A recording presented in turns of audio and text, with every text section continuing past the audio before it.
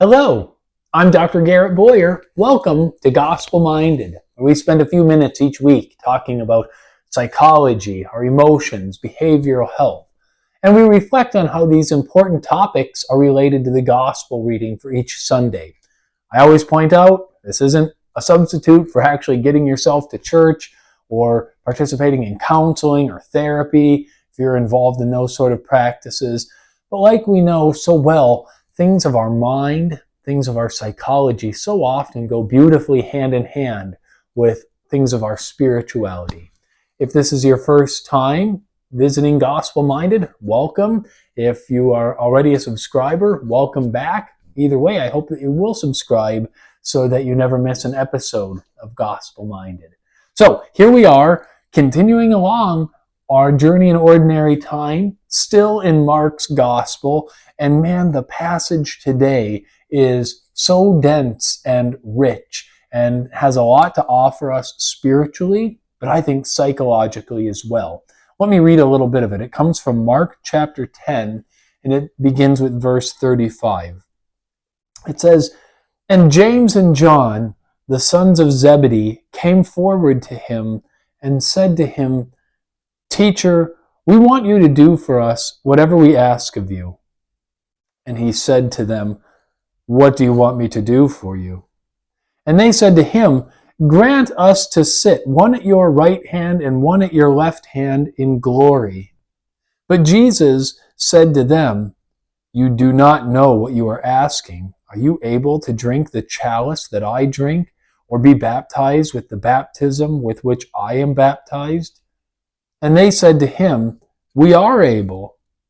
And Jesus said to them, 'The chalice that I drink, you will drink, and the baptism with which I am baptized, you will be baptized. But to sit at my right hand or at my left hand is not mine to grant, but it is for those for whom it has been prepared.' And when the 10 heard it, they began to be indignant at James and John. And Jesus called them to him and said, 'You know that those who are supposed to rule over the Gentiles lord it over them, and their great men exercise authority over them. But it shall not be so among you. But whoever would be great among you must be your servant, and whoever would be first among you must be the servant of all. For the Son of Man also came not to be served, but to serve, and to give his life as a ransom for many.'" Wow. Profound text. And like I say, there's a ton in there regarding the state of our soul and our spirituality, but psychologically speaking as well. So right away at the beginning, here we've got James and John, young guys, and what are they asking the Lord? They're asking the same kind of question that a lot of us ask, maybe of God, maybe of our spouse, maybe of our family members, maybe of our peers or colleagues, maybe of our bosses and associates at work. And what is it that they're asking? "We want you to do for us whatever we ask of you." Wow. Talk about being bold and straightforward. Do whatever we say. Doesn't work that way with Jesus, as we know. And guess what? Real life doesn't usually work that way either.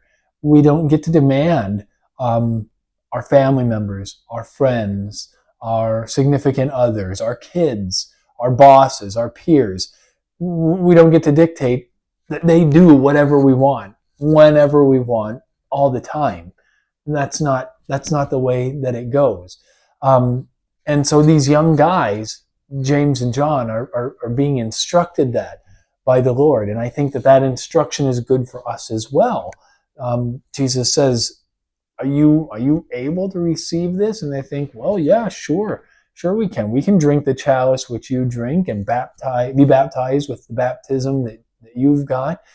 Let's dive in here a little bit more. When they say, let us do whatever we want, they're asking, let us sit one at your left and one at your right.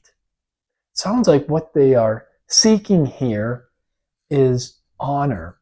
You've probably heard me talk about it before, and I will talk about it again many, many times because it is a reality of our human condition that there are some things that can take the place of God in our lives and cause a lot of turmoil. Thomas Aquinas referred to those four things as lust, wealth, power, and honor.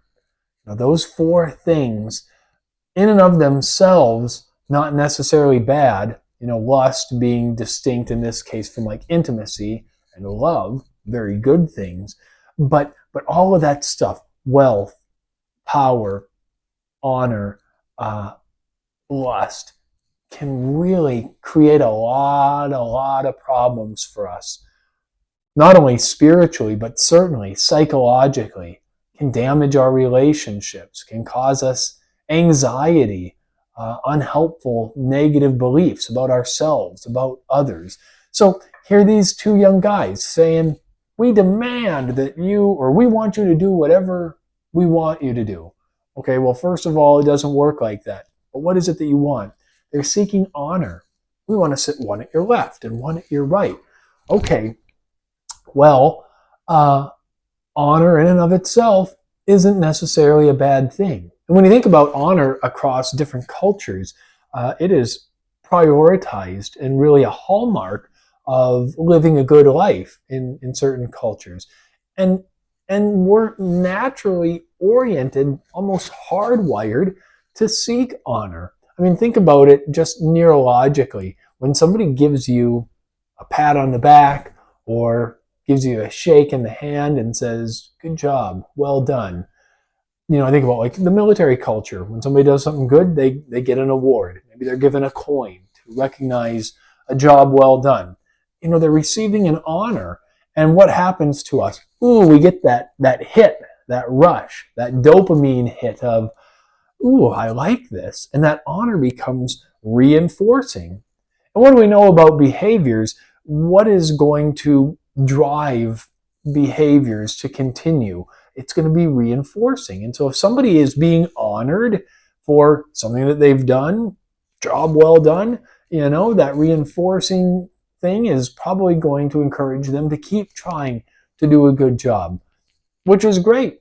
Not bad in and of itself. But what can happen is when we start making the focus of our attention that honor seeking, that we want to get the recognition, the praise, the pat on the back, the award, the shake from the boss's hand. When that becomes our focus and we're more concerned with receiving the honor, we can set ourselves up for real problems. Because the truth of the matter is that we're not always going to get that honor every time we do something good. It's not always going to get recognized. And there may be times that we have to do good things, sometimes extraordinary things that will get no honor at all, may not get recognized, may even be rebuked and rebuffed. And I think this is some of the lesson that Jesus is pointing out here. We want to sit one at your left and one at your right. Well, you want that honor. Okay. Can you drink the chalice that I'm going to drink? Can you be baptized with the baptism that I'm being baptized with? They say that they can. And what is that? It's that, I think, spiritually speaking, it's that diving into the passion where Jesus pours out his life on the cross. What could be further away from honorable? Here Jesus is pouring out his life, dying a death, kind of swimming against the stream of what, Jewish people at that time were expecting in a Messiah. And thereby Jesus is teaching the real honor doesn't look necessarily the way that you picture it in your mind. And that, I think, has a lot of psychological relevance. When you and I are seeking honors, which we do, we naturally do, in and of itself, it's not bad and can be a very good thing. It can lift us up. It reinforces good behavior. But if that's our sole focus, it's going to be bad. And also, we have to just recognize that to be like Jesus, the way that we seek honor and the kind of honors we strive for may not exactly look like we would want them to in our head. And so it's a challenging gospel today for us to think about that has implications, certainly spiritually, but a lot of relevance psychologically as well. And then when you think about honor hunting, do you ever meet people that are out to get recognition and earn the praise of others and do whatever they have to do to get that acclaim and affirmation? I've been around some folks like that before. Maybe I've been like that myself. I don't know. But I know when I've been around people that I kind of felt like that's what they were doing, they were hard to be around. And that's what happened in the gospel reading. The other apostles were indignant, it says, with James and John.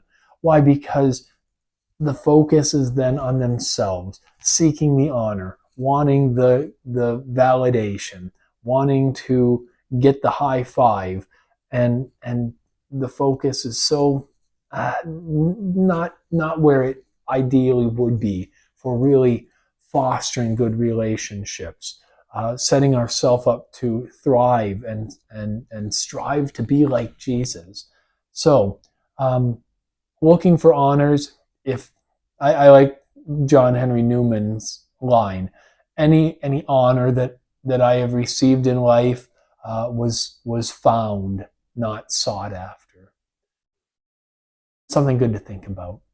I hope you found this edition of Gospel Minded helpful, and I hope that I'll see you next week. I'll be praying for you. Please pray for me as well. I'll see you next time. I'm Dr. Garrett Boyer. This is Gospel Minded. Take care.